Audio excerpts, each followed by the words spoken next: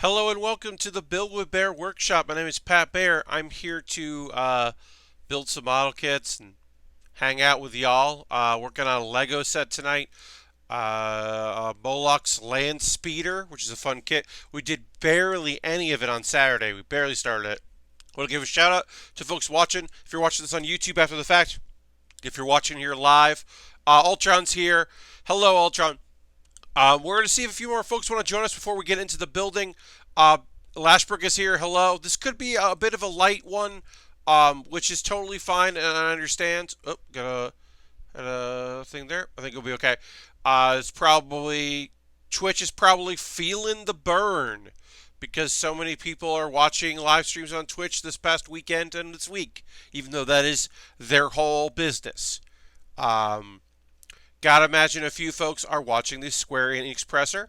And that's right. I decided I wasn't going to preempt my stream for the presser, but I am going to preempt my Thursday stream for the Giant Bomb final night of their E3 live shows because I want to watch that. So I'm going to be doing 6 p.m. to 8 p.m. this Thursday Eastern Time instead of 9 p.m. to 11 so that I can stream for 2 hours, eat something, then watch those streams. But yeah, I think today's going to be kind of quiet. Working on this speeder. Going to talk a little bit of anime stuff, probably even early. Maybe a few folks, if the presser's like an hour or something, they might pop in. We'll get a few more folks, but I think it's going to be pretty light. And like I said, I think that's okay. I knew that coming in. Honestly, peek behind the curtain. Today was not a good day for me. And whereas the advice to not stream, to take things easy, to do something else is very good advice. And I often give that advice when people have had a bad mental health day. For me, building Lego is one of my favorite things to do when I need to relax and kind of decompress. So, a kind of small viewership, small audience tonight feels okay. I think that feels all right. Because I think I would build a Lego set anyway tonight if I needed to. So it's soothing for me. And we are going to start in a minute or two. And I'm going to start with a pro tip. I put up today a closer look, which is my ongoing series that I do every twice a month on Mondays. I put up a new video. In this video, I looked at the high grade and master grades, and then I kind of mentioned, I'm like, if people want something that they want me to cover on closer look, please let me know. And I got an email from someone saying, I would love Lego tips, how to take apart Lego kits. So actually, that's going to be in video in 2 weeks. Here's your preview. In 2 weeks, I'm going to take apart a Lego kit that I've been displaying for a while that I don't really want to display anymore. And I'm going to go through that, and I'm going to do my first ever attempt at time lapse, where I will take footage and speed it up, which I've never done before, but I want to try to do that. So I'm going to open today's build stream. Also, hello to folks that are just joining us. And if you're watching this on YouTube after the fact, also hello. I sometimes forget to say hello to you, but you're not watching live. Or if you're watching on VOD here on Twitch, also hello. And so let's go to the live feed here. So here is my first tip. As you can see, this is what we built so far. So let's say that you've got two pieces here that are stuck together like this. So there's no wedge point, and you would think, well, my brick separator is not going to work on like this at all. It's just there's no way. It's not going to work. So here's what you do. Take this. Put it on any large thing. Could be a 4x4 or whatever. You put it here, so you still have yourself a focal point for your wedge. Now, what you may notice, if you put limited pressure on it, like no pressure on it, it's going to just take the two pieces off. No big deal. But you put any amount of pressure on there, and you want to do this down, sorry. Put any amount of pressure on there, and just one comes off. You see that right there? Do that. No pressure put. You're just using it like that. They both come off there.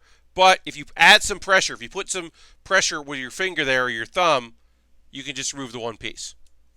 And then the other one comes off really easy. And that's how you separate the two. Because that is the number one thing people have had problems with. Now, you could use the wedge piece of this, an actual wedge here. Um, uh, but you might damage your actual Lego. You could also use tweezers.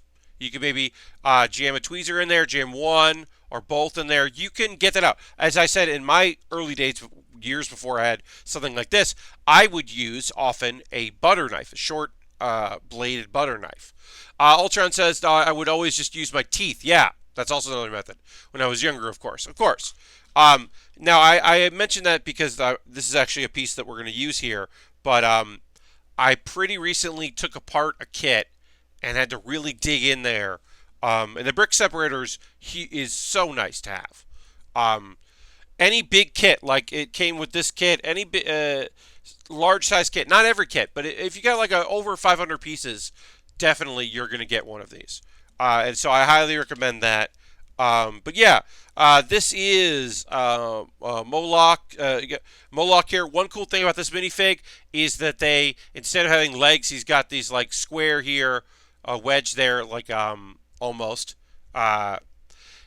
If you have a Lego store, they sell them for like $250. Yes, that's also, you can also buy them in a Lego store. I now have like a dozen of them because I save them and don't usually put them in the box they came with. But yeah, I love this. So there are no decals with this kit, but they did a lot of printing here, their own work, which I think is very cool. And then also we have these hounds. Got these hounds here. They're fun, little friends. And then also Remark, what was the name? I forget the name. Where's the name of this? Okay. Yeah, so those are that's Rebolt. I said Rebar. This is Rebolt with her whip. So those are our minifigs. I like the hounds. The hounds have a place to hang out in this Landspeeder. But yeah, so we're going to build this Landspeeder. Should be a nice, pretty simple build. I've been going through like different thoughts of like what should go in my next video, but that's going to be, the next video is going to be a teardown of a Lego kit, a big one. So I've got like the lightning jet. I forget the name of it. It's not the lightning jet, but there's a big kit that's an Ninjago kit that I've had on display for a while that I want to make more room on my display. My display shelf right now is only Lego, Totoro, and the big Tony Chopper. And I want to put some Gundam up there. And I need room, so I'm going to take out the lightning jet and break that apart and just store it. All the Star Wars kits make me feel like a Mass Effect collection was a huge missed opportunity. Ultron, now, to me, yeah, Mass Effect would have probably, like, if they had done kits, they probably would have gone with, like, in the same way that Halo or Pokemon, like, they probably wouldn't have gone through Nintendo, or through Lego, I should say, not Nintendo. But you're right. There is a missed opportunity there for some Mass Effect kits. Play sets, yeah, totally. See that happen. All right, so we'll put that there, and then we're going to go flip this over, and then we can get in there. But yeah, like I said, I think tonight will be pretty light. Maybe some people will pop in once the presser is done, but or perhaps people just want to see that Avengers footage, because that Avengers game seems like it might be pretty cool, and then they'll pop in. But I don't know. Can't let others dictate my life too much as far as my streaming schedule goes. Also, one of the things is, like, I'm already not going to stream my normal time on Thursday, and I like to be consistent as much as I possibly can be. So if I'm already going to be upsetting my normal build stream time once this week, I didn't want to do it twice. So that was the decision there. I am thinking about doing a stream on Wednesday. I don't know if it's going to be a Twitch Sing stream because I haven't done that in a while. I'm thinking it might be that. Um, I'm also thinking about maybe just doing, like, I was thinking about doing a Hearthstone stream because I did a little bit last week as just a bonus. But I was like, well, maybe I'll do that. I don't know. I don't know yet. I think I'm going to put a poll up tomorrow on my Patreon and let people vote. Because I did say that my $3 Patreon level supporters and 5 and 10 would be able to vote on what I build or like what games I play on my bonus stream. So at least once a month. So I'd like to maybe put that option up tomorrow. Let people decide. Because yeah, might be nice to do some singing or some Hearthstoning. I don't know. All right, so that would have been the end of bag 1. You may have noticed I have a lot of Lego pieces out. I have knolled the entire, all the bags. 4 bags, completely knolled.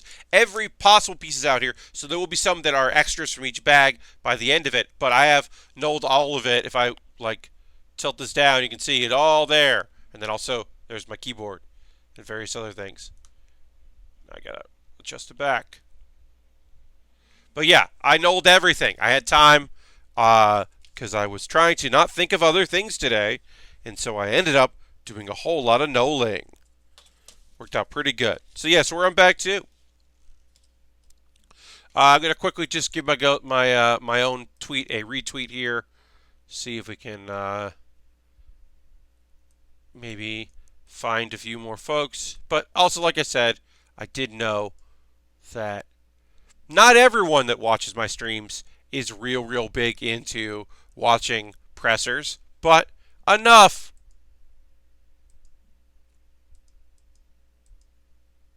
All right. Okay, so we'll keep going there, and I will stop needlessly focusing on how many people are watching live. 4 of you are watching right now. That's 4 more than 0, so I appreciate everyone who's here. Thank you very much for hanging out with me on a Monday evening. And I should also remember that Saturday was way busier than normal Saturday. I always watch the GB presser stuff after the fact, says Ultron. Yeah, I mean, I tend to do that on occasion as well. Or if it's something that, like a company I just don't really care about, I'll just get the highlights. Check out, like look at what trailers people are talking about and interested in. That's often very helpful. Is just to see, like, okay, what are people into? Oh, people are talking about this. All right, I'll go take a look at that trailer. My game of the show so far, I'll say that. I haven't watched every trailer. I haven't watched every press conference. I was working on Sunday, so I did miss a few things. Skatebirds. I like a good skateboarding game. I like a good animal game. I like a good game where it looks like... I like multiplayer maps that look like you're a small person in the real world. That kind of thing. So for me, Skatebirds is all those things. Also, because it's Skatebird, one word, B-I-R-D capitalized, it is attempting to play off skateboard, and I think that's great. I think Skatebird instead of skateboard is just good. Overall, very impressed. I mean, there's some announcements that seem cool, things that might be fun, but like, that seems like a game that I would want to play. I don't know. There's other games that you've been into. Feel free to mention them in the chat. But to me, that was like, okay, Skatebirds, huh? All right. The idea of, I'll say this. I forget the name of it. But that game where you are a monster, some sort of horror, and you are taking out the evil crew that has seemed to have taken over or like tortured you or kidnapped you or whatever. I think that's cool. I forget the name of it. I apologize that I can't speak to the name. I don't like the term reverse horror game uh, because I know what they mean by that. I know what the carry on, yeah, or carry in. I know what they mean. Thank you, Lashbrook. I know what they mean by that, right? Um, that it's a horror game, but you're the monster. But that's not reverse. It's not a reverse. It's like, again, like I said, I know what they mean, but that's not what they. That's not the right term for it. If you want to say it's an atypical horror game, because also, hey, let's be real. A lot of people play games as a monster from a horror movie. Uh, it's sci-fi ape out. Yeah, Ultron. That I like that. Yeah, it's or horror ape out maybe. Yeah.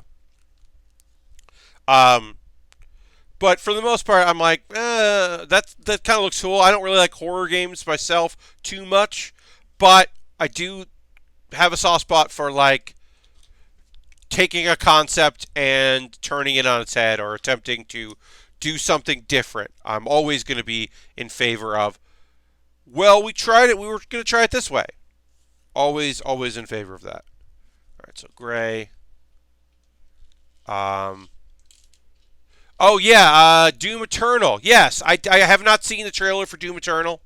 I cannot speak to what that is yet. I will investigate, certainly.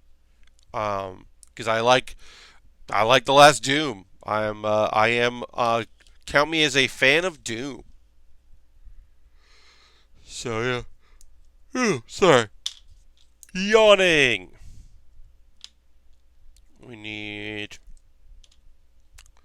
another one of these. Great. So yeah. This kit right now feels pretty mindless. I like this contraption that we're building here. I like that we started with this piece and now we're building it up. I assume this is like, yeah. But yeah, this is pretty easy. As always, when you're talking about building Star Wars kits, you're talking light gray, you're talking dark gray, you're talking black, and then, hey, a few other colors here and there, right? Some yellow, that's nice. But these are your primary colors when it comes to building. Which is why I try to separate. You can see I have light gray and dark gray on either end of my of the table. That is to facilitate an easier build time for me. And then we gotta find 2 black pieces here. Because that way they're not mixed up together or even close together. Because they're not. The nice thing is there's also that blue. There's a navy blue that sometimes gets used, and that sometimes can look like one of the 2 grays. For me, not for everybody, but my eyesight isn't amazing. Evil Optimus Prime must pay. I always thought it was neat when they would use blue for the Star Wars kits. I think it was mainly the Imperial stuff that did it. Yeah, no, I think blue is like. I mean, it's also the thing you talk about like kits and sometimes the neon colors you would find in space. From my youth, the Lego kits that involved space like really felt like very different from what this is. But like part of it is the Star Wars stuff is that like everything kind of technology stalled and a lot of technology feels old and kind of busted in the world, and so like that's reflected in how the ships and the colors and choices for it. There's a lot of bleakness to it, so it makes sense. But it is a bummer, in my opinion, that so much of it is very samey.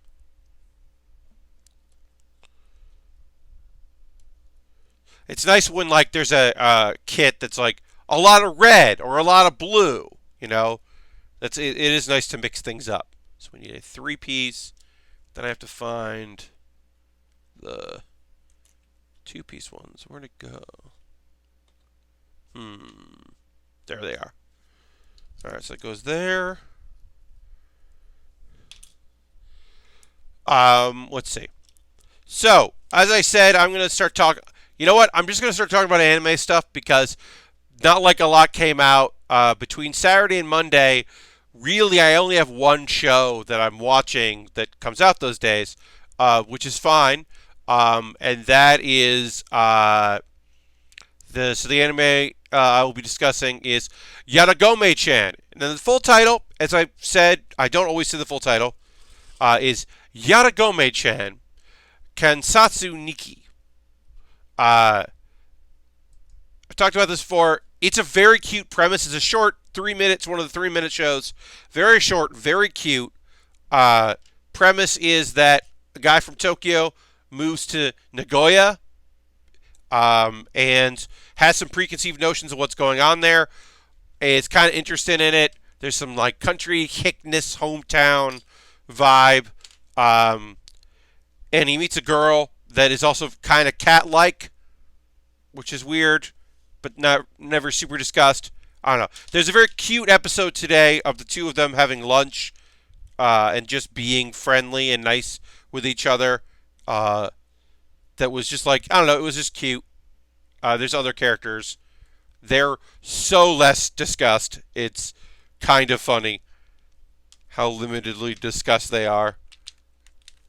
Because I was trying to think, I'm like, okay, there's the boy, who's our introduction to this world.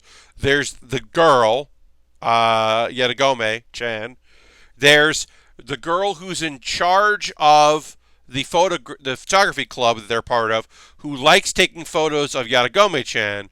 And then there's the other girl that has like red hair, and I can't remember anything about her at all. I was like, what?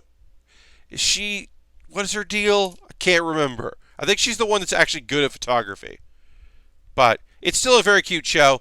It's 10 This was the 10th episode, came out today. Like I said, they are 3 minutes. There's no opening song. There's a closing theme. You could catch up if you wanted to, and I think it's a cute show. So I would recommend. One thing I have been doing is I have been binge watching again Hunter x Hunter. The X is silent. It's Hunter x Hunter. Hunter x Hunter. The 2011 remake of it. I have been binging that. It is on Crunchyroll. I love that show so much. It's one of my favorite shows. I am 40 episodes in. I've been really going through it. I think even though it's 2011 is, 8 years ago, I still think it looks really good. The art really pops. Part of it is the fact that I watched a lot of Hunter x Hunter for fan subs in the original incarnation in the 90s. And it, the thing with fan subs, even eventually they got way better because people were posting raw off television captured on their computer and then subbing that and putting them out, and you weren't dealing with that. But, of my youth, fan subs often had a quality loss. Because even if you were like taping a VHS tape and then making a copy of it with the time encoding, you were then going to encode it and record that and then make copies of that. So your best case is you're getting a second or third generation copy, diminishing returns. So my memory of Hunter x Hunter was of a poor quality looking show. Great content, didn't look great. So the 2011 I think looks really sharp, and so I've been really enjoying that. People always talk about this. So Yu Yu Hakusho, which is a fantastic show. There's a lot to compare and contrast between Yu Yu Hakusho and Hunter x Hunter. Same author and artist.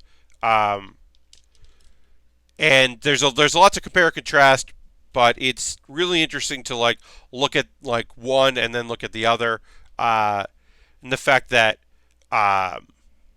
really the fighting tournament stuff kind of is where or Yu Yu Hakusho kind of changes, but that's always going to be the forefront of Hunter x Hunter. The concept is it's always going to be about battling and exams and fighting. It's a fighting show. Whereas like the first bunch of like the first like 20 something episodes of Yu Hakusho, the reason why it is called in the U.S. the original English name is Ghost Detective is because that's kind of what it is. I mean, it's a goofy show with fighting and a bunch of things, but like it is a show about a guy who dies, like a punk who dies, and then becomes a spirit detective and solves spirit related crimes and various things and deals with demons and all that. And it kind of transitions into fighting tournaments and epic battles with lots of introduced characters and all those other things. It gets there, but it doesn't start there. Whereas Hunter x Hunter is like the Hunter exam. The whole point is Gon is going on this wild adventure to find his dad, and becoming a hunter is the first step to do it. Because if he becomes a hunter, he can then track down whatever happened to his father. Like it's the whole point of the show, and then it goes off in different directions, and terrible personal tragedy befalls our mangaka, and he takes a long break, and then the show comes back, and it's very weird. And then it comes back again, and it's actually coming back. Hunter x Hunter, the manga, is coming back at some point pretty soon, and it'll be interesting to see where things go. But yeah, I always really appreciated that that Hunter x Hunter had seemed to have a clearer vision, where as Yu Yu Hakusho always felt like just the idea of like, oh, now we're going to do a tournament, but it's going to be in hell, was always like, or the demon world, was always like, okay, I don't know if this is going to be cool. It's kind of a bummer because it does, the anime at least kind of ends on a whimper, which is rough for a show that's so fucking good. It does have, I will say this, spoilers for a show from the late 90s. Yu Yu Hakusho gives you what you want. Its last episode, the kids love tournaments. They do. Here's the thing, Ultron. Tournaments allow you to introduce a bunch of characters, but it also allows you to introduce good characters, good guys, good girls, and good non-binary types. It allows you to introduce a bunch of other characters that don't have to be support, but can be heroes. So you don't have to just do new villains and new villains. So you get guys like Chu, the drunken fighter, and Jin.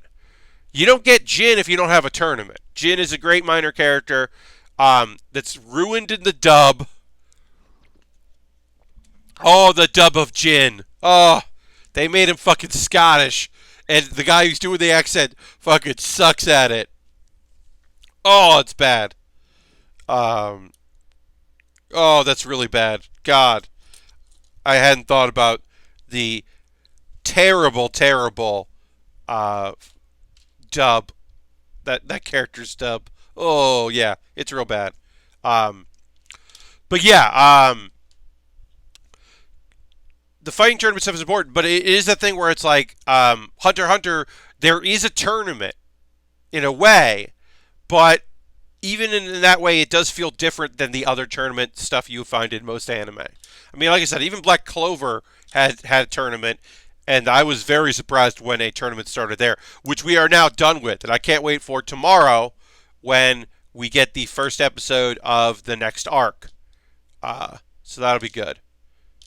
Because the fighting tournament, for me, went on just a little too long. Although the last episode of the tournament is one of the best fighting sequences of the year, if not one of the best sequences totally. So, I've recommended that several times. That episode is fucking gorgeous. Alright, so we built this thing. It's going to go on here somewhere. We'll put that aside. Now we're building another thing.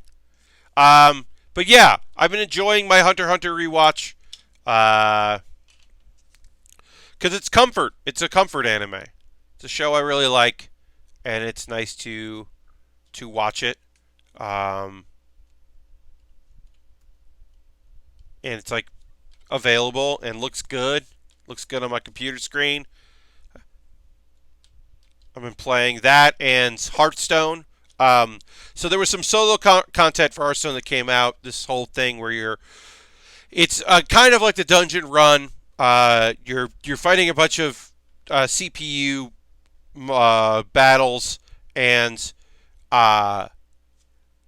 it's challenging, and you're building your deck as you play, and there are a bunch of modifiers that happen, and they're like a pool of modifiers, and what you get like three, but it's randomized what three are offered to you, and you do several times, and it's a whole thing. So you got to beat 8 bosses or 10 bosses or whatever it is. Whatever the number is, they add, it's 8, and then they add 4 more for the last one. So the first 4 chapters I beat, no problem, multiple playthroughs, multiple classes. I have not been able to beat this last one at all. I've been trying. It's incredibly frustrating. I really want it to happen. It is not happening. I got to the final one a couple times, and just I'm not pulling it off, and it's incredibly frustrating. So I've been watching a lot of also because you're playing against the CPU, your turn doesn't time out, except for one creature or one boss you fight who you actually have a limited time against, which is interesting. It's an interesting wrinkle. But for the most part, you can just let it idle while you're doing other things. Okay, so that went on there. That was off. Built that there.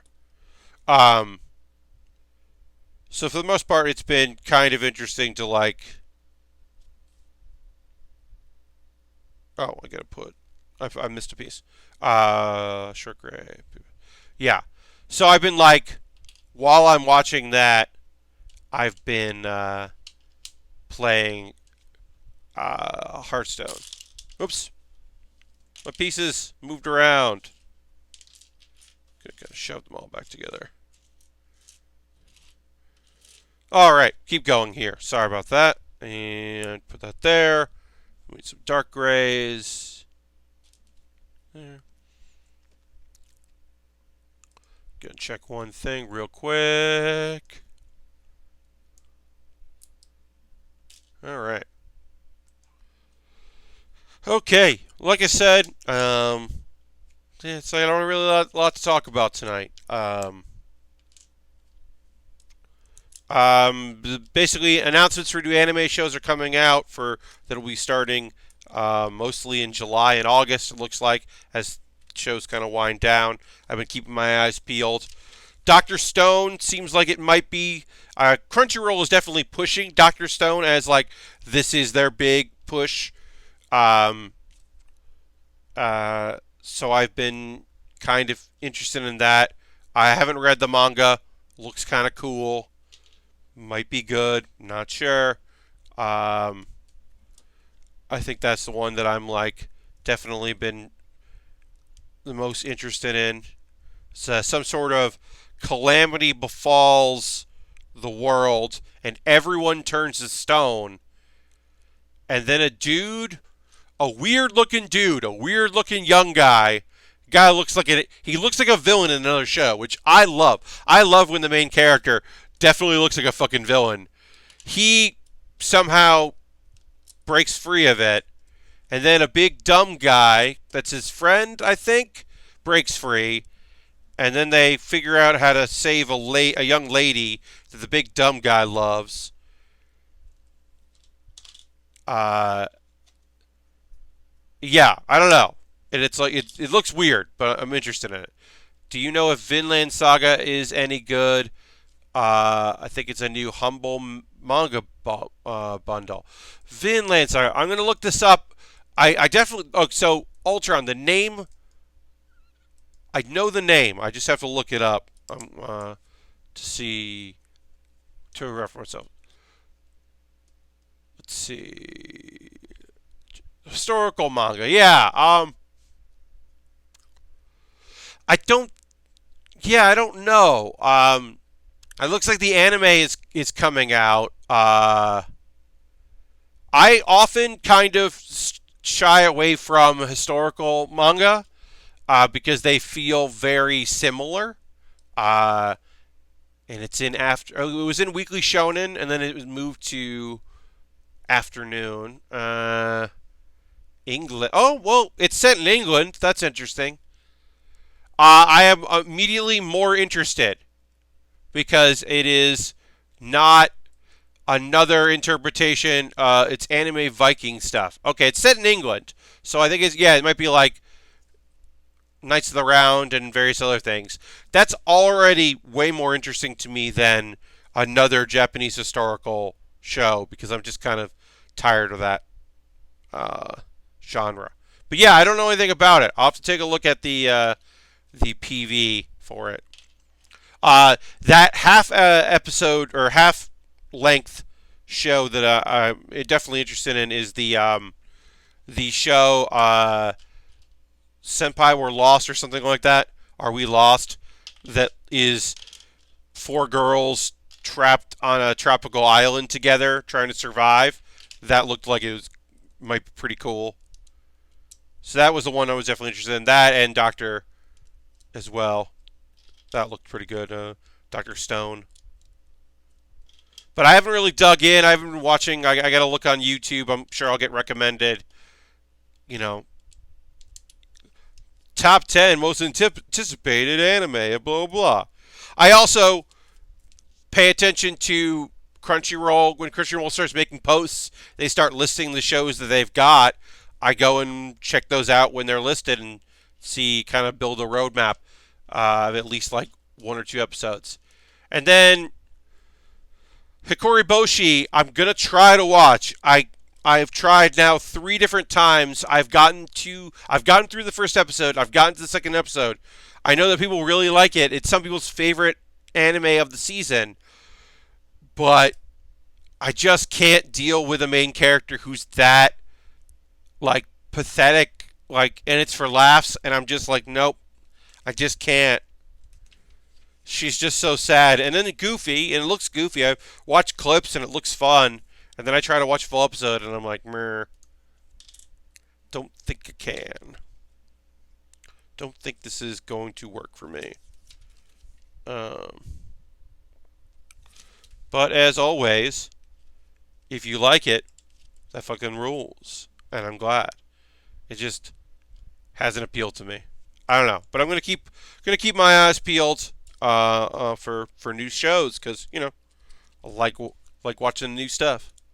All right, so we're gonna take this section here and we're attaching it. It's kind of neat. Instead of just building it out, we built it as a section, and then I guess we'll probably build the same thing on the other side, and then it just snaps into place. That is a cool design for Landspeeder.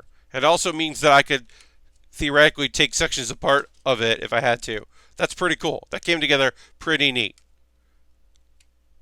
And then we'll keep building.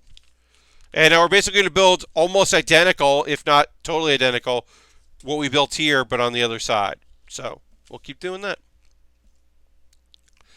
Yeah, I want to see. Let me go see if Crunchyroll is listed. Of course, I am excited because of the French Open last week. We did not get One Punch Man because the Japanese channel that airs it, or the channels that air it, were showing French Open coverage. So we did not get any U.S. coverage, which is frustrating because I wanted to watch it. So I'm excited for that tomorrow. That'll be good to be able to check out. Trying to see if they started listing. Yep, okay. Dr. Stone. No.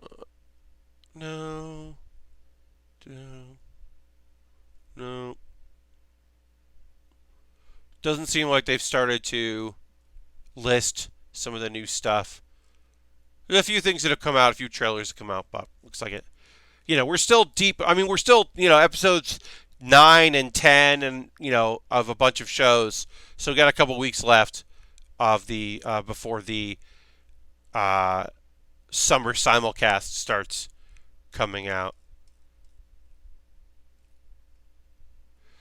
But this is about the time where we start getting into the shows that we can watch that were catalog ads. Like I mentioned a couple weeks ago, Honey and Clover being particularly fantastic. And and that show being added. So I will go and look to see if there's any shows that got added to the back catalog. Um, the English dub of Mob Psycho. No thanks.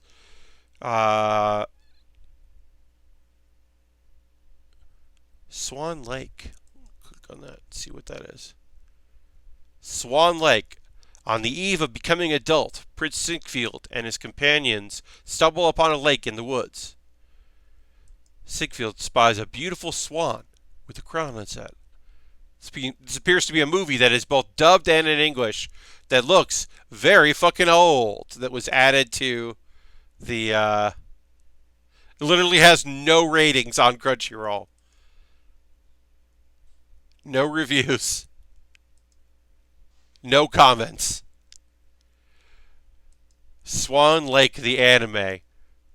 It's sometimes, I mean, I love that. I love when there's like, this probably came as a package deal. It's probably made by somebody and they got it for something else. But literally, there's like zero, like nobody noticed.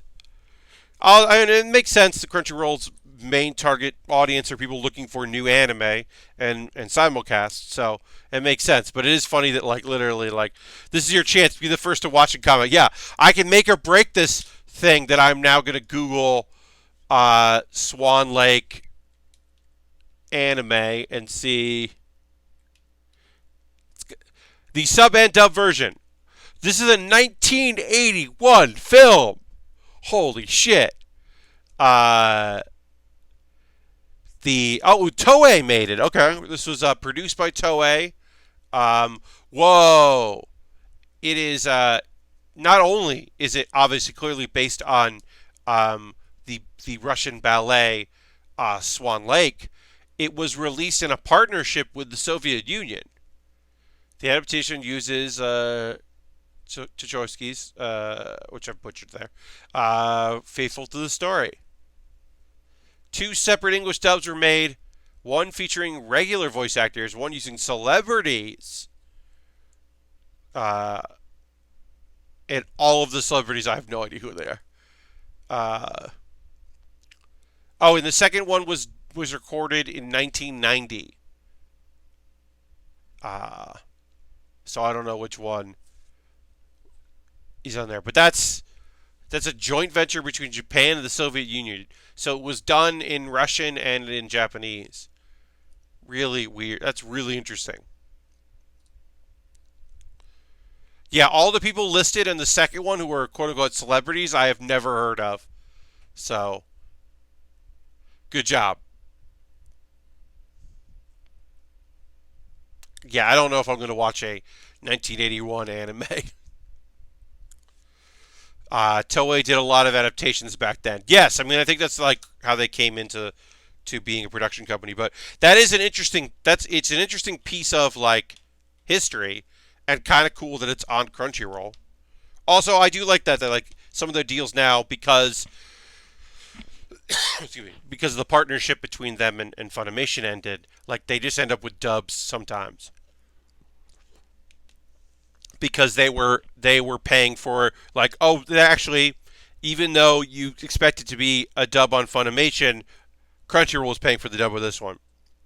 What's also why some shows end up with don't have the subtitles on Funimation, and then eventually they later do have the subtitle version on Funimation as well.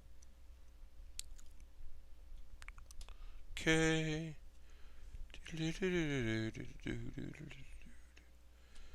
Okay, I gotta find this piece here. Great, good there. I really enjoyed one they did of Aladdin. Rented all the time for the video store back in the day. Yes, there's an anime version of Aladdin. Of course, the Sinbad. I'm going to look this up because somebody must have done some sort of paper or research project on this at some point. I'm sure somebody did the research about why the Sinbad story has so many anime adaptations. Like the Magi stuff are like there are so many Sinbad anime. And I don't know why. I don't know why that hit so hard. But Fuck if there aren't a ton of them. Because I remember like looking up one of the shows and then being like, oh no. And they're all like, slightly different variations, but basically the same fucking story over and over again. It's very weird. Ba, ba, ba, ba. Let's see. We'll take our break in a moment, but I want to just do a quick internet check of stuff, see what's going on. Oh, we got some up there.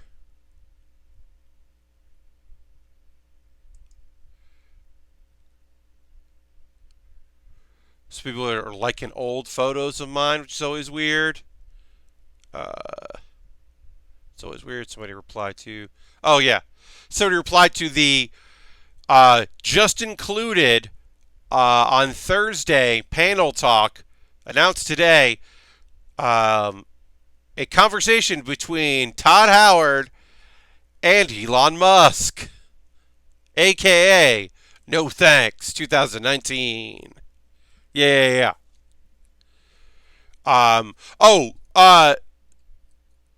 Yes, Journey to the West. I mean, to me, Journey to the West is one of the first like imported stories in Japan's history, and is told over and over again. Obviously, there's things like Dragon Ball which take elements from it and really go off in their own direction, but there are dozens and dozens of just straight touring storytelling. I remember one from the late 90s, early 2000s that was really good that kind of modernized it. But there are a ton of those. There was one not too long ago. Just yes, Sakiyaku, or Sayuki. Yes, that one was good. But there was one not too long ago. Of course, Enslaved. There's a bunch of different, some anime adaptations, some video game adaptations. They're like that story is always going to be in some form of entertainment.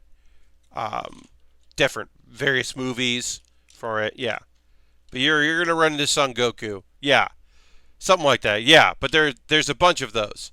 It's always interesting to see what like they're like. Oh, we're doing this again. Yeah, Battle of the Three Kingdoms and Journey to the West. Like Monkey King. Monkey King was a bad guy and read or die. Yeah, I mean the Son Goku that is always going to be, in my opinion anyway. People are going to tell that story. It's a classic story. In the same way that there will always be Sherlock Holmes adaptations. Because that is a classic story that people want to keep telling. And also, don't have to license. Because that's just a story you can just tell. And it's cool. You can just tell your story. So, here's the thing that's happened. I went to put this piece on here. I did it fine on the other side. This side it's not snapping in. And that's you can see, if you can see that, it's barely not snapping in, which means I missed a layer here somewhere. I was lazy enough and not careful enough that in somewhere in a step here, I missed a step. Which I can see now. And it's easy to tell because I have this blue piece here. I just missed this step. I added one piece there and didn't add there. So I caught it. That was easy enough to spot. There's your mistake turned into a lesson of the day. Booyaka.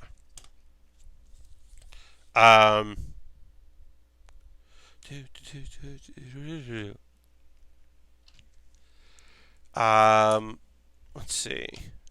I don't have anything wrestling related to say. I did not watch. On Sunday, I can talk about this because it was yesterday. It was really fun. Was the Squared Circle show that I've been talking about. I'm going to ask Matt if he is going to release it or do anything or put clips up or pull clips out of it. My buddy Matt Little, who produced the show. It was really fun. I haven't been able to do a live show in a while. I've been teching, so I'm still like, around the theater, but I haven't really been able to perform in quite some time. So it was really nice to be able to be on stage. I hosted as Video James, my alter ego, who was this disgraced games journalist or games esports announcer. He wasn't a journalist, but also that could be part of the story anytime I want to change the story. We said he was allergic to Doritos, and he had previously, like the night before, called a Dota match, but didn't understand how Dota worked. So apparently, Video James, like most of his commentary, was him going, "Wow, cool, weird, neat," which is how he called matches. But a thing that we revealed that I had literally, this is one of the things I love about improv and having the confidence to trust the people that you're doing work with in general, especially in an improv situation, but also trusting yourself that you can pull it off. I didn't know before I got on stage that Video James doesn't understand wrestling either. But to me, I hadn't thought of that before I got there, but it follows the pattern, right? Like, if this character was lying about being into video games so he could be an esports commentator, he now has a job commentating and ring announcing for wrestling. Clearly, he doesn't understand wrestling either. So it was very fun to be like, now, hey, so when this happens, it's just like asking dumb questions and acting like I knew what I was talking about. It was very fun. It was a very fun show. I had some friends that I haven't seen in a while who performed in it, so that was really nice, and it was a good time. Dirt Sheets said it was fixed. Video James take money. Yeah.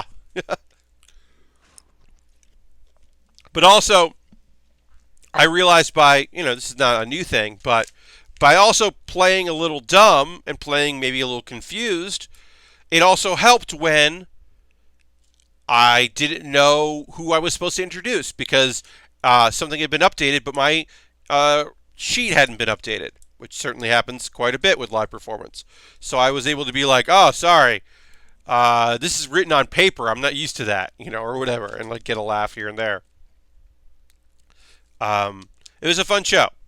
I was happy to do it, and also I will be promoting in a couple minutes when we take our break. I'm doing another show on June 18th. It's called Air Punch. If you're in the New York area and you want to see some improv, it is a long show. I think it's like an hour and a half show, and it's going to feature a bunch of improv teams that were all part of a short-lived kind of experimental theater group in New York called the Reckless Theater. So a bunch of teams that used to perform all the time at that theater get back together like once a month for a reunion. And I'm hosting that show. I'm very excited to host that show. And that's Tuesday, June 18th at 8 p.m. at the Pit Striker Stage. I'll of course mention that in the show description, and then I will of course mention it in the when I start giving my plugs. Obviously, not everyone can go to live shows like that. I am aware that not everyone is in the New York area, and in fact, very few people are. But if one person that likes what I do here and likes to see me suddenly is available to come to a show in New York, like that's an audience member I would love to have. So I like to be able to promote it when I'm doing that stuff. All right, so I need this piece here that's in dark gray. I need that, and I couldn't find it, but I found it. So that was the nice thing about saying I couldn't find it, is that I found it as soon as I mentioned that I couldn't. But yeah, it was this upcoming show. I will be hosting it, which means I will not be performing improv, but I will be hosting as the MC, and I get to do a bit of business. And I'm pretty sure I know what I'm going to do, and it will be Pride related because it's still Pride Month, so that will be a good time to do a fun Pride-related show. So this is mostly identical to the other half, but slightly different, which is cool. I do like that about Star Wars vehicles, that often vehicles are asymmetrical. Not always hugely, but nicely. Yes, we do have the Pride ones there. Crystal mentioned that in the middle. That I do have access to. If you cheer at anyone's channel using 200 bits between now and the end of June, you do get a Pride emote. And then the cool thing is that a bunch of other people get like a Pride emote randomly, other people in the chat. So it's pretty neat. So if you're already going to, bid and cheer somebody, get a little bit more. Goes a little bit longer. All right, so we're going to take this. Then we're going to attach that there. Look at that. Just got to be careful with it. And snapped into place. There we go. It's feel a little loose. I'm sure we're going to have to do some things to connect them there, but that is a cool design. I like that. And then this thing that we built pretty early ends up being like seats and stuff. Transportation. Which is pretty cool. All right, and then we're going to start. Now we're going to start adding to our speeder and kind of building it out. Should be pretty cool. Thanks for everybody that's hanging out tonight. As I said, I didn't want to disrupt my streaming schedule because of E3. I wanted to change it as little as possible. So the next build stream will be Thursday at 6 p.m. Eastern instead of 9 p.m. We'll go 6 p.m. to 8 p.m. And that's honestly so that I can go and eat and then be ready to... so I can go eat and then be ready to watch the final night of the Giant Bomb E3 streams, evening streams, because those are very fun, and that happens at 9 p.m. Eastern. So I don't want to compete with that, especially the last night. The last night is always pretty silly, and even though John Vignacchi is at E3. I'm not expecting him to be able to make an appearance. I don't think it's very rare to see Nintendo employees at any event without multiple handlers and really set stuff. The looseness, and especially like Googling John Vignacchi Giant Bomb must just bring up so many things that you like. They know Johnny. They've seen the results of his work and they know who he is as a person and his work out there, but like it can't be it's one of those things where I'm just like there's just no way he's probably shirtless JV. Yeah, I mean like something like that or the last year's stream, like it's just like nah. The cell phone stuff, perhaps. It's just like a lot. It's one of those things where I'm like, maybe you see Johnny on Tuesday or Wednesday in a very short segment, a short little appearance, like a pop-in, like, oh, Johnny came by to hand out something and say, hey, Nintendo's great, come check us out. But, like, definitely not on Thursday night. Like, that's just not gonna... That just doesn't feel like a thing. Anyway, we got a small audience here tonight, which is okay. It is 10 p.m., so I will do my ad stuff. I'll go through it very fast. Gonna drink a little water. Shirtless JV is the sixth picture in Google. Yeah, I mean, like I said, they know. They know what the deal is. So we're gonna move on. We'll start building our next thing here. But we were going to take a brief moment to just be like, just a brief pause for the cause, to say hi, breathe, thanks for being here, thanks for watching the stream. We're going to keep building. We're going to start bag 3 of our kit in just a moment. I'm going to throw the Bear Cave emote. I'm going to throw the Lego emote. I'm going to say, if for whatever reason you're watching, if you're watching the VOD, if you're watching the YouTube, if you're watching here live, If you haven't become a subscriber, consider being a subscriber. Really appreciate it. Hi, Lashbrook. Ultron. I want to give it up. Let's give it up for Ultron in the chat, who has been chatting. If you don't want to chat, that's totally okay. If you do, I very much appreciate it, especially today. It's nice to have a few folks in chat. But yeah, if you want to become a subscriber, you're more than welcome to do that. In the show description, you will find, because I'm not even going to type them in there, you will find links to my Twitch, to my Patreon, to my Amazon wish list, to my coffee. Those are ways to support me. I will say that, following me here on Twitch is a great way to support the stream. And you can turn your notifications on so you know when I go live. That is a great way to do that. I've got a bunch of stuff on my Amazon wish list. I'll put the Amazon wish list in the description, but it's all going to be in the show description on my YouTube. Danny Fox is now following. Thank you for the follow, Danny Fox. Appreciate it. But Amazon wish list, I harp on that because kits are expensive. And if there's something you see in there that you'd like to see me build on the stream, the price dropped on the MG Gundam Exia 00, which is pretty cool. Gun cannon is a good price for that master grade. There's a bunch of stuff in there I'd like to build. The Ultra Instinct Goku dropped in price for a little bit. There's a bunch of stuff in there that I'd like to. Ooh, that Sith droid gunship. That gunship looks rad. Little Lego set. The Star Wars Lego set that it's got a big disc element to it. It's got a bunch of weapons on it. Yoda comes with it, and Chewbacca. Hell yeah. Chewbacca doesn't have a crossbow in this one. Chewbacca has what appears to be a straight-up rifle or a shotgun. But yeah, the Revenge of the Sith droid gunship is a cool-looking kit.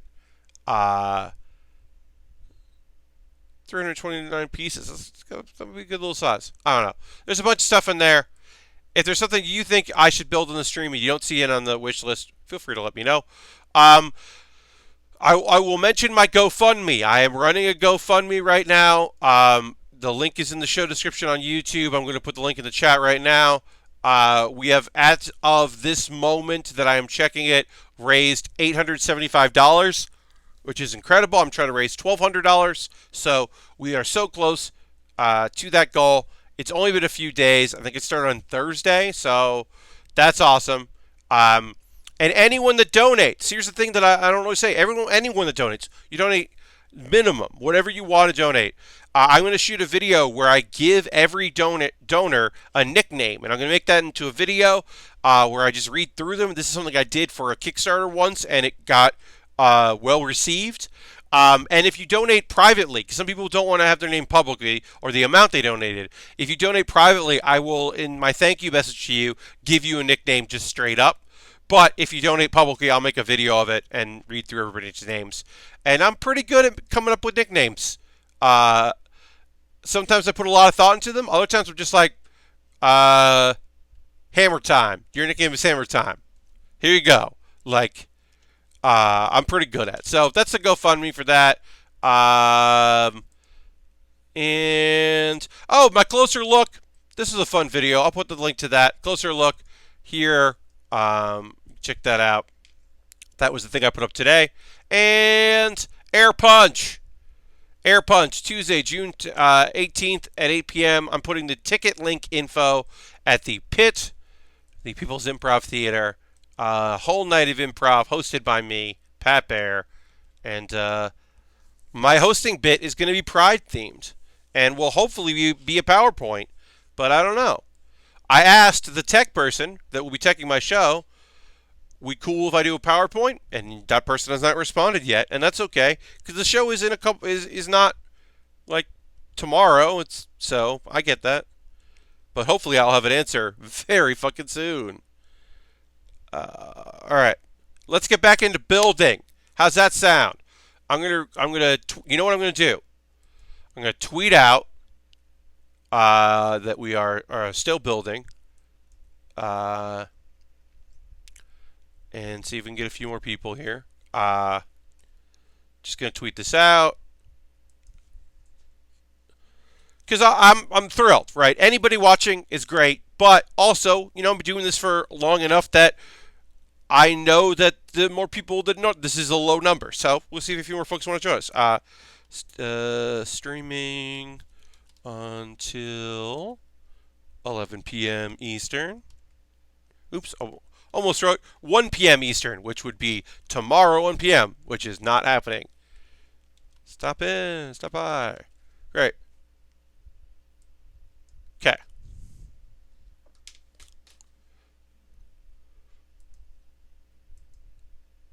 But yeah, the folks that have been watching tonight, thank you for that. I really appreciate it. We'll put that there. Let's put our hounds. We're just gonna put our hounds on here, just cause. Let's have our hounds hang out. Just put them there. This is fun to have some doggos just around. Alright. So yeah, we're in bag 3 right now of 5, I believe. So still have a ways to go. We won't finish tonight, but we'll get through a lot of it. Woo, says Ultron, indeed. And then Thursday, as I said, the early stream, we will finish this up, and we will move on to the last of my things bought off my wish list. It has been a long period of me building things that people bought from my Amazon wish list. I now have one more thing left on the wish list to build, and then I have to go into the stuff that I've bought to build on stream, because I always buy things as well. So we've got what do we got there? Oh, we have it's at high. It should be a quick build. It's a 144 scale high grade. It's the Ultron. I forget the exact details of it, but it is a build. I have to look it up. I have to look up more information about it. It is a weird thing that in the Builders series, the Gundam Builders series, that because they are a meta thing, they take some real from other Gundam shows and then modify them. So this is a modified thing. We kind of I'm going to build everything from Gundam Wing now also includes kits that are clearly inspired by Gundam Wing model kits. So that's why I'm going to be building that. I guess eventually I'll build that like Gundam Wing kit that's also green. That's clearly a Gundam Wing kit. I'll do that at some point too. But this one has like a dog. Speaking of dogs, it has like a wolf head on it. It looks pretty cool. So that's the next kit we're building. Which will be after this is done. So probably on Thursday, because like I said, I don't think necessarily I'm going to finish this tonight, but I'll definitely finish it on Thursday. No question. Those heads are also fists, like the Maxter. Yes, they also become fists, which is a cool thing. That's just a cool looking kit. Do I wish that it was a master grade? Or that it was in the 1/100 scale? Of course I do. I don't love working in 144. But also, we haven't done a Gundam in a bit, so it would be good to get into that. Beggars can't be choosers, and I am always grateful that people buy things. Also, that wasn't that expensive. And I like to have a few things on my wish list that are reasonably, quote-unquote, reasonably priced, to give it a chance for folks that like either can't or just can't afford to pay out, like to buy a $50 or a $40 kit. I totally understand why people can't spend that much money or just aren't interested in spending that kind of money for the stream. I get it. Kits are expensive. So having something that's like $20 that someone can buy on there is pretty good. Yes, there is the Fennis from Gundam Build Fighters. There is a master grade here, which is now going to go into my wish list. Gonna go to the wish list. That's and like I said, that's a $50, like that's $50. So like totally understand. But it is clearly Gundam Wing inspired, so I would like to build it because we build everything on Wing. Because we built that the Love Phantom that is clearly a Death Scythe, modified Death Scythe. Like we're gonna build them. What if the Death Scythe had fucking spider legs, basically? All right, we got to move our hounds because we're building where the hounds were sitting. So I got to move it around, pull into these. But yeah, I mean, there are a few kits that I would like to build there on the wish list, and I'll buying at least one thing off that myself. The kits that I want to build, I usually get off the wish list because occasionally I will go to a hobby store and buy something, a hobby shop, I should say. But often, if it's in Prime, no Sandrock Build Fighter model kits, it seems. Yeah, Ultron, well, one, weird, and two, I still have that high-grade Sandrock from Endless Waltz that, because there is a master grade version of that kit, but it was limited run. Same thing with the, speaking of the closer look video I mentioned earlier, that video compares and contrasts the master grade 1/100 scale heavy arms with the Endless Waltz version, which is the 1/100 high grade. Because there is a master grade, but it was made in such limited quantity that it's very expensive, and therefore I have never built it. Okay. All right, so something is off here. And I think I know what it is. This piece is wrong. I put this piece on wrong. So I'm going to see if I can prop this up easily.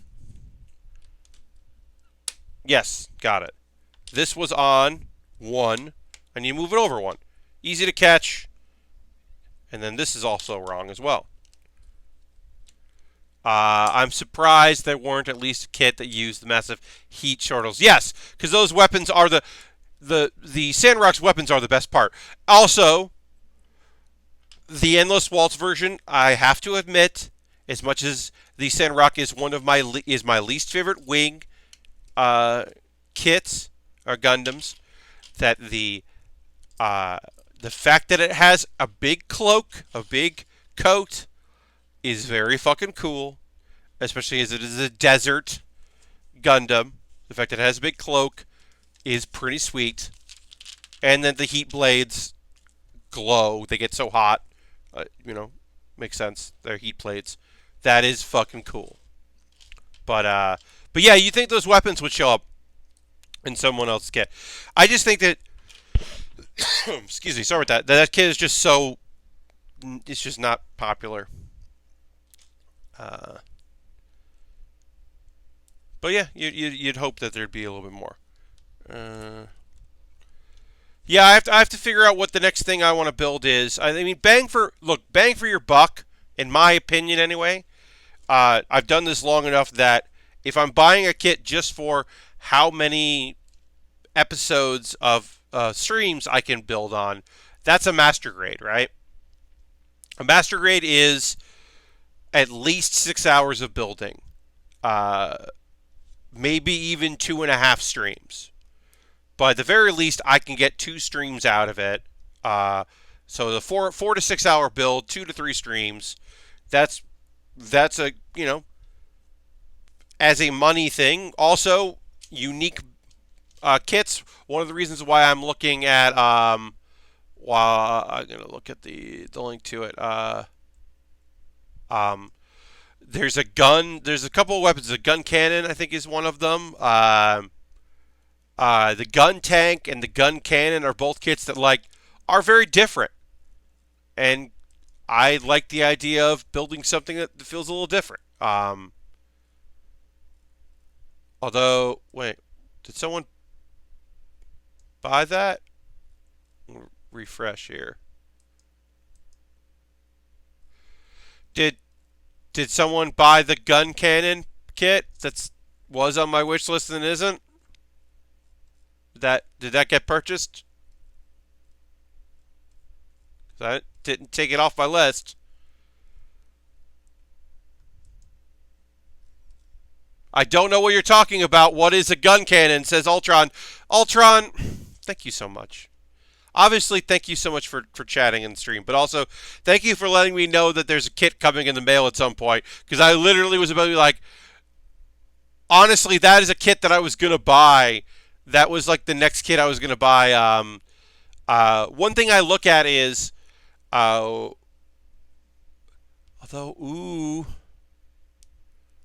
also, yeah, one thing I always keep my eye on is the high grades from G Gundam, which are always way too expensive. And that's never, I never think I'm going to buy that on Amazon. That's definitely going to be a shop that like has 4 of them and just wants to get rid of like 1 or 2. Because right now the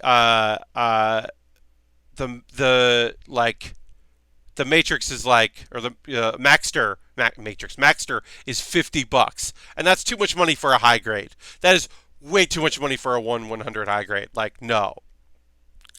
But I like having those, listed in case that suddenly someone just drops the price on Amazon. Like, I have a few of those that will notify me if that's happening. But like, yeah, I like working on kits that are a little different, that look a little different. I have that Ultraman because that's weird. What if I built an Ultraman on stream? That'd be cool. I hope the gun tank drops in price because it's a good looking thing. But yeah, I like working on those there. Certainly a premium put on Amazon seller stuff. Well, Ultron, it's also like I said, even if I go, like, I haven't been to Image Anime in a while, which is the local store.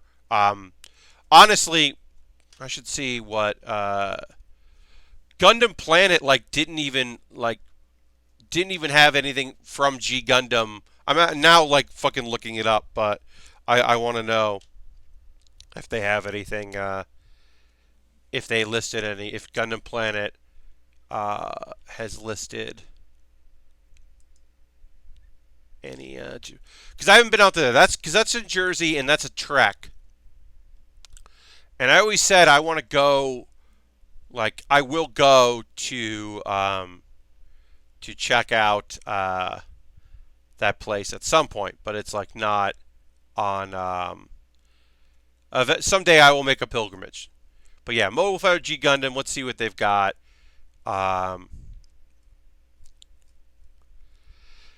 Yeah, so their Maxter high grade 1/100 is $20, but it is out of stock. So, yes, theirs is better priced, but also they don't have it. They're out of stock of the Dragon, which I would like to build. I've built the Shining and God. I've never built the Rising Gundam, but that's $100. That's $100. That's out of stock. They're out of stock. Like on their website, they're out of stock of. Oh, they do have the Spiegel, which we did build. I have the Noble Gundam, which I will build at some point. I do have that. Having said that, I did purchase the Hail Buster. We're going to do on Gale Strike on Amazon the other day. I mean, sometimes it's just like with shipping, with free shipping, it like 2-day free shipping, it becomes like totally worth it. For me, it's like I do need to make a trip at some point pretty soon to Image Anime, even if I don't buy anything, just to like take a look at what they have in stock, because it might make more sense if there's something that I want to get. But I always look for G Gundam stuff because it's just going to be cheaper to get that, because I would like to eventually build those, even if they're a high grade. And I have the Leo, so I have to build that at some point. That'll come up pretty soon, I'm sure.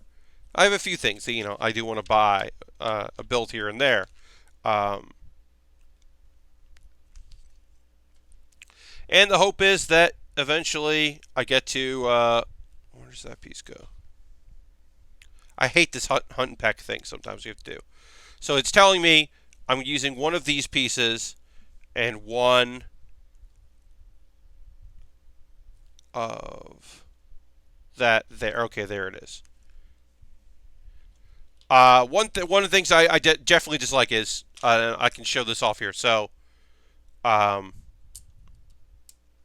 so it told me it needed one of these pieces that I'm putting on there, and it needed this piece need to go on, but it didn't say where it goes. So it's a huge piece. It goes there. I found it, but I had to really search and compare and contrast, and that is annoying. I do love that sometimes there's a color coding to some other kits that makes it a lot easier to find where the pieces need to go, especially a 1x2. Like, that's not helpful if you're not telling me where you want the piece. It ended up working out, but it was annoying. It took me a little while. At some point, I need to finish the Leo. Can't really do it before me when I've had it longer. Yeah, I mean, last week first of all, hi. I've had that Leo for a bit. I bought the Leo and the Noel, Noel, yeah, at the same time because I went for a job interview at a place that was right next to the place I go and buy kits on occasion. I need a good excuse to go back in that area. That job was going to be terrible, and I'm glad I didn't take it, or they didn't offer me for real, because now I've heard even worse things about that place, but also, I would love a fucking job. I'll say that. I'm not going to get too into it too much, but like, holy shit, I would love full-time employment. It would be great. That would be real cool. You just haven't been in a building mood? I get that, Lastbrook. Luckily, I have not run into a period here of model kit building where this sometimes streaming doesn't feel like I'm not as psyched as I am other times, right? Like anything else in this world, there are times where I'm not at 100% when we stream. And that's usually when like I stop streaming. Thank you, Aristophan. Also, hi, Aristophan. Happy to have you here in the stream. Appreciate the good vibes. Good vibes, good energy. Always appreciated. I totally understand. You know, sometimes I'm not at that. Usually, like, occasionally I will, like, stop streaming at, like, 10:30 if I'm just feeling real weird. But most of the time, like, this building is therapeutic for me, and talking out loud is helpful. And having nice people, like, you know, I don't say this enough. Obviously, low numbers tonight, totally okay, totally expected, right? That was part of it. I knew that going in. I could have rescheduled. Uh, uh, you know, even like the idea of streaming when Harold is on vacation means I have one less guaranteed viewer because Harold is not able to watch streams because he's on vacation, which is rad for him. But like, I get it. Like, I'm expecting it. But knowing that a really nice community is built around this stream really is awesome. It makes me look forward to doing this. And like, yeah, I'm building Lego. Like, when we started, we had some of this frame. We had very little done of this kit. And just in the hour and a half that we've been streaming tonight, we got quite a bit done. And it's a cool looking kit. I'm excited to keep building it. But that's been very nice. But I totally understand not being in a building mood. Like, I get that. You know, there'll be periods where I just don't play Hearthstone for a long time, a game I really enjoy, because maybe the meta is stagnant, or I've been stuck, or I just like there's not been an exciting deck for me to build, or you know, I haven't played many games outside of that in a bit. I downloaded Sleeping Dogs, the definitive edition of Sleeping Dogs, because Alex Navarro had mentioned it about cool it was, and like got like the Xbox One like version or whatever. And I downloaded it and started it up, and I was just like, I love this game. I don't want to play it right now. I just didn't have the interest, which is a shame because I really enjoy that game quite a bit. I just didn't feel the vibe for playing it. You should kung fu kick people. Yeah, I mean, what I want to do is load up that game and do the Island Tournament DLC that like gives it a film grain and makes it feel like it's in the 70s. The effect that is such an underrated DLC because that game never did gangbusters, and the zombie their first DLC wasn't good. First off, some of their DLC was bad because it was just like there's one that's like police missions, which are the least interesting parts of the game and always feel weird to do because being an actual cop is weird in that game. Because you clearly join the police force for revenge and not to be a cop. But the I never saw that. I only played the base game. I should go back to it as well. Ultron. There is a DLC that is a 70s martial arts tournament, evil villain, like got a claw hand. You get on a boat and then all of a sudden like things like fucking change and it feels like you're Bruce Lee in a kung fu movie. It's fucking rad as hell. There's like a couple of annoying parts to it, but it's really fun. Because the one that like people remember is the zombies DLC, which is like pretty cool, but not great. There's a few DLCs, but to me that one was the. And there's also a weird car DLC. Like I think they thought that people liked driving way more than they did, because like there's a really cool car that you like help a scientist guy like parts for this car come in and you have to like defend it and you get upgrades for it and it gets stolen and you have to like chase it. It's like a weird DLC because I was like, did they think that people liked the driving in this game? Because it's like okay, but not really the best part of that. I don't know. It was weird to have that kind of be part of the game or the DLC. I bought every piece of DLC for that game as it came out. Now, some of it was better than others. Cop stuff wasn't particularly great. It was a thing where like you drive around in a police car to predetermined locations and go and like there are like random crimes that happen. It's just a way to go. It's just a way to go and shoot some people. The car stuff was kind of cool because it was some of its races, but other were like, now you have guns, shoot some people, and that was kind of unique for the game. But yeah, that fighting tournament DLC was the best one. Wasn't that supposed to, originally? Yes, it was going to be like true crime. It was going to be a true crime game, and then that ended because the true crime series kind of dwindled and went away, and then it went away for a very long time, went through a lot of revisions, and then came back as it did. I mean, one of the best parts of the parts of the game is how long you can go without ever using a gun, because it's like which makes sense, but like there's so much of that game that's just the combat system, which was so fun and so interesting. And the story was good in parts and bad in other parts. It was a weird thing where it felt like a lot of like the side content was just ended. Like there were a bunch of side stories that just stopped. Like not even like, oh, this character arc was short. It was like, hey, here's this character.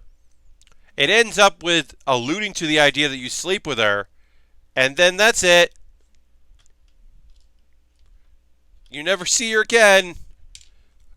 Okay. Alright. I guess. It's a bunch of just like weird drop stuff in that game. But it was still really fun. Still really like it. Good minor characters. Good supporting cast.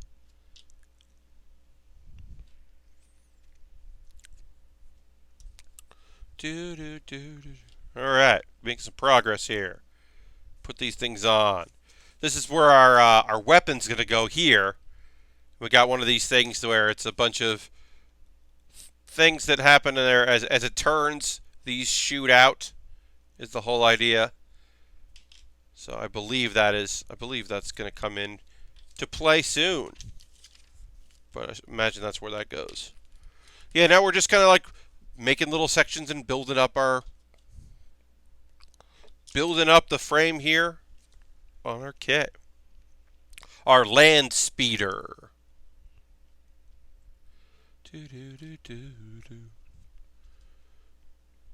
Also, there's a thing that like is I think the feeding thing for the hounds, which means we got bones. And not like a skeleton. These are just bones. Like these. That's like the size of a leg. It's a big bone. Nonsense. This kit just comes with bones. That's just a sentence I can say that's true and real. This kit comes with bones.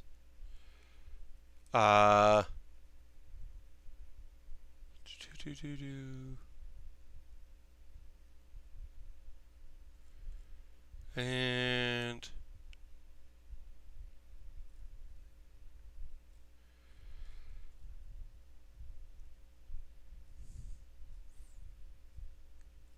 also, hey, there was a dog on the E3 stage today. Like, there was a straight up dog on the E3 stage.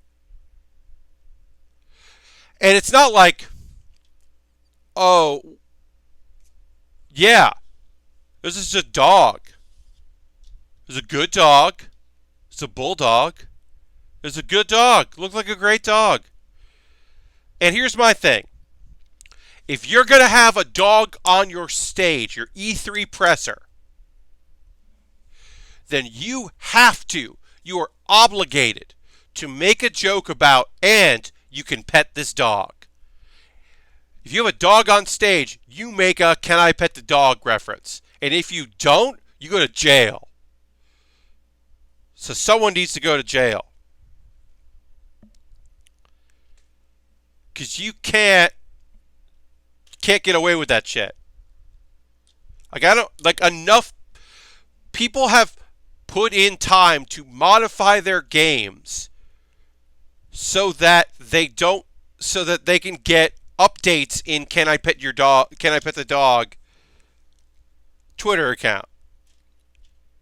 So if you have a live fucking dog, you gotta pet that dog, and you gotta reference that Twitter account. Because even if the audience doesn't know that a Twitter account, you still get the applause of petting a dog.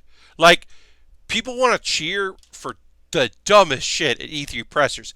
At least let them cheer for dog petting. Something that is very cool and good. Because the whole E3 crowd, yeah, that's a good cheap pop right there, Ultron. Like, that's a cheap pop. That's saying I'm so happy to be here in New Haven, Connecticut. Woo! Like, that's a good woo if you're like, and I can pet this dog. Ha ha ha ha ha. I don't even know. I didn't watch the presser. I don't even know what that dog had to do with anything. I don't know what that dog is involved in. I don't know shit about that dog. All I know is there was a dog. And then the best things of E3 are Keanu Reeves and a dog. Great. And the very happy game developer. And yes, you can pet the dog, says Aristofan. Exactly, Aristofan. You know what I'm saying. That developer seems real nice. And apparently, is real dark and fucked up. Which, very nice and pleasant and excited and bubbly and fucked up is a great combination. This person is real nice and dark as shit. That sounds great. I'm real into that. Alright. I'm not going to play that game because that's not the kind of games I like to play, but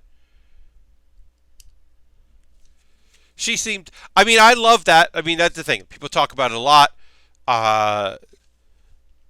Is that it is fun when the script gets changed a little bit and you get real human emotion at a press conference. And it's not just bland, bland, interchangeable white dude wearing a gaming T-shirt and a sports jacket or suit jacket, when you get any kind of difference there, even if it's the Rabbids developer clearly tearing up because Miyamoto recognized him, when those things happen, you're like, okay, yeah, that's a real thing that happened. That's a real thing. Those things are incredible. And people are so happy to have that. And it's dangerous to have reality and real things because oftentimes it feels completely inauthentic. Manufactured real feels worse than manufactured safety. Certainly. That's that's definitely true. But I still appreciate it. I googled the dog. That is a good dog, says Ultron. Hell yeah, it is. Because people were doing their fan art of the game developer and Keanu, and then I tweeted out someone updated it with the dog, added the dog to it, and I was like, hell yeah, gotta add that dog. All right, so I got this. I gotta attach that here.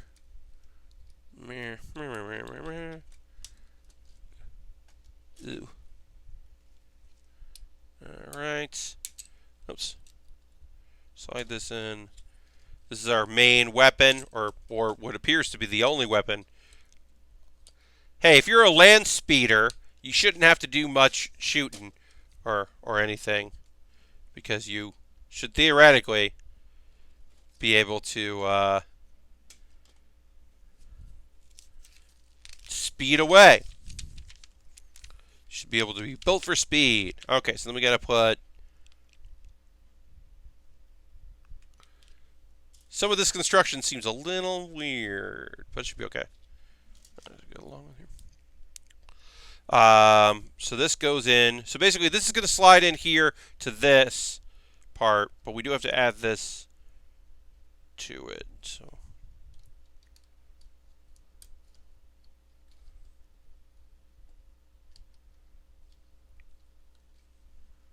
And then that goes all the way through. It basically means that by sliding something here, we will then be turning this enough to launch the weapon there. You can see the spinner there a little bit, a thing that's spinning. That'll be launching our weapon there. And then we will build the other part of the crank here. This is a simple machine. This is very typical of Lego sets. Just kind of put this there, attach this there, put this like that, slide in. Yeah. So now turning this will turn that. Very simple, very easy. But like that's better angle. Fun. And then it basically shows you what I was saying, but in picture form. And then we'll start building up the rest of this with the rest of our pieces here. So this goes like this. A little bit of a hollow space in there, which is sometimes a little odd.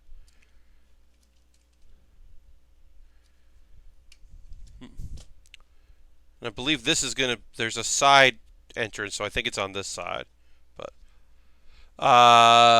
wait, the revival went from weird back-shaving segments to being tag champs. Did they agree to stay or something? Lashbrook, I'm assuming that I don't know because I'm not watching. Honestly, I bet someone was just like, wait, who are our tag champs? Oh, no. Put them on the revival. Yeah. I don't think anyone's thinking long term.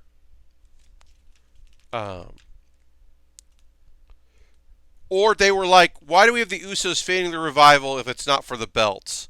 But they for some reason don't want the belt. They don't want the Usos to face uh, Eric and or Rowan or whatever his name is, and uh, Daniel Bryan. I don't know why they don't, but they don't want that, so they're not doing that. So instead, they're going to do this, and it's like, oh, okay, I guess. All right, so then we got to put this. Apparently, is the cockpit area here, building up our cockpit. Yeah, it doesn't surprise me that they would do that. Also, there could be an internal conversation about doing some make goods for some people.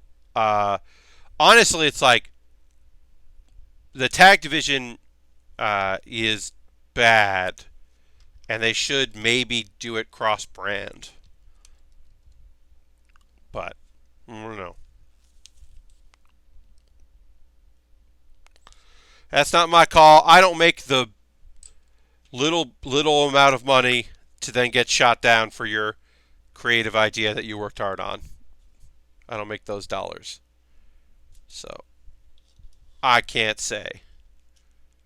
But that does not surprise me that they're tag champs. So they just did it, and it wouldn't be surprising me if they lose them again. But Riders and Hawkins were just for WrestleMania pop. Really, they were. There is a fun story of the fact that Kurt Hawkins keeps losing, but like they didn't do anything with. They didn't have any plan for them having the being the champions. They just had a plan for them winning the belts, which is rough.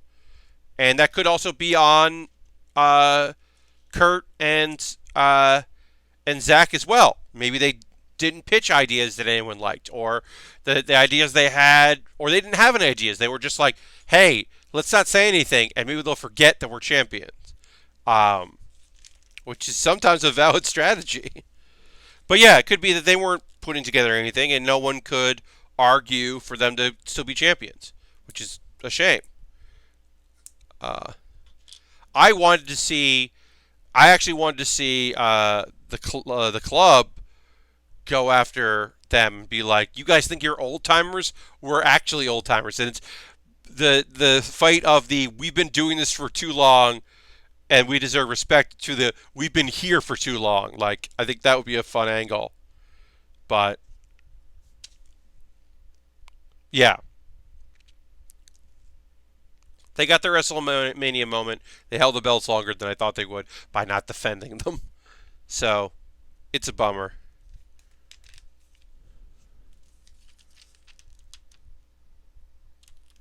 Um, I will say this: talking about for folks that are watching, talking about Zack Ryder and Kurt Hawkins. They have a podcast. They have a podcast and they have a video series. If you go to WWE's YouTube channel, you can see they started filming some of them. They are both action figure collectors, and I don't know a lot about action figures. They focus on wrestling, but they have other things they like too. It's the same thing with collecting anything. Once you kind of you start collecting new things and taking on new things, but suddenly or whatever. But it's interesting. Actually, one of their they do some videos. It's the major action figure podcast or something like that. Because they in Deep South Wrestling when they started out, they were the Major Brothers. So they named their podcast after that, which that's a nice touch. But yeah, they have a podcast about action figures, which I don't know a lot about because it's never been something I've been into, especially wrestling action figures. Just never been into it. But Kurt Hawking did like a mod of a custom like throwback ring and like took a one that was supposed to be a WWE ring and made it into an ECW ring. And it's like a cool video to watch, like him masking and spray painting and like also he's like this is something I've never done before, so he's applying decals. He has this weird thing of like applying decals like and then using his shirt to instead of a cloth or some other device, he uses his shirt to like buff it out and apply it, which I think is really funny. But just like that's just his home style of doing it. Oh, this is a dark gray.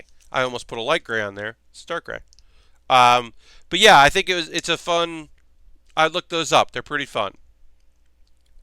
And they there's a series of them going to Toys R Us in Canada because they had like a 3 day in Canada, and so they were like going to the Toys R Us, which is still a business there after it closed here, and the WWE one is more like we went to this famous toy store in this town that we were doing shows in or whatever. And let's see, and like they try to make it more of a TV show, but it's a YouTube series. I don't know. I like it. Like I said, I don't have a big interest in the. Sorry, real quick. I don't have a big interest in that world of action figure trading, but like, I love passion for nerdy shit, and they nerd out. Like, Zach finds this. They go to the Wrestle Figures. There's this place in Queens I've never been to that like the whole store is wrestling memorabilia. That's the whole thing. And they find like this they go to like the basement storage and find like this really rare thing. It's like first appearance Undertaker or something, and they're like nerding out about it and like arguing about who gets it, and it's like very it's very much like any other collectors, you know. I don't know. It's interesting to me. Also, the fact that, like, you know, they're wrestlers who are into wrestling action figures because they grew up as wrestling fans. Like, it's relatable. I think it's pretty cool. I like it. Alright, we're going to finish off this. Oh, got to put 2 on there. 1 there. Quick check. Refreshing some things. Okay, that's fine. It's fine.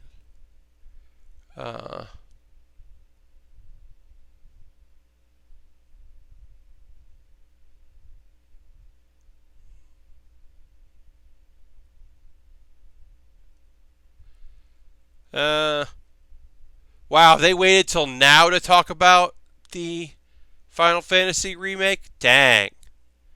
They waited till, like, that's a long time. Dang. Jeez. Like, I get it. Like, that's your big thing to talk about, but that's a long presser when everyone fucking... Also, a very long presser when you already announced at a concert when the game is coming out. Like, they already made the announcement about when the game comes out. So to be like, kept you waiting? Like, come on, fuck off.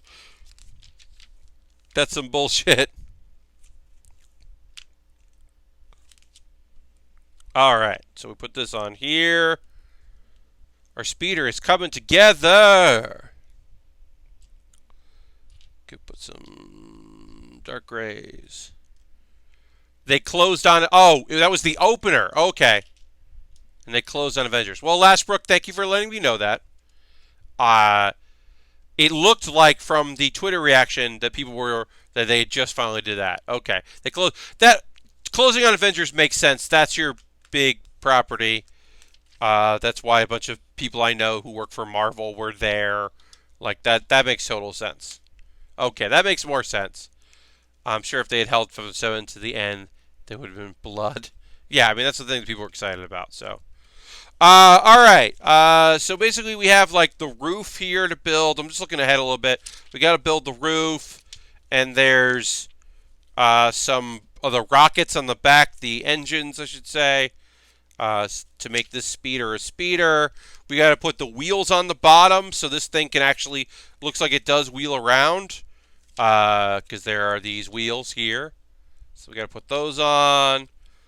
And then some armor stuff. Oh, the holder for it.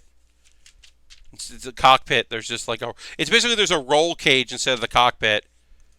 And then there's a compartment for the hounds to hang out in, I guess. And then there's the, like... Yeah. The feeding time thing, which is kind of fun, that goes in the back. And then also, this part basically is for the holding thing for food. And that's also where you keep extra. Which is pretty fun. And yeah, you can put the dog... The hounds live in here, basically. It's not built up yet, but the hounds just hang out here on the side, which is kind of neat. So put the hounds in there. But yeah, we've got a little bit left to build, which we will do on Thursday. So my next build stream will be Thursday at 6 p.m. Eastern. I'm going to do it early because of the giant bomb. Late night stuff because I want to watch that, and so I don't want to preempt a thing that I like to watch live. I don't know if I play a game on Wednesday. I'm still deciding if I'm going to do a bonus gaming stream on Wednesday. I will make that decision tomorrow. If I do, it'll be earlier in the day. I don't know what, but it'll be like late afternoon East Coast time, so early afternoon West Coast probably. But thank you so much for joining me.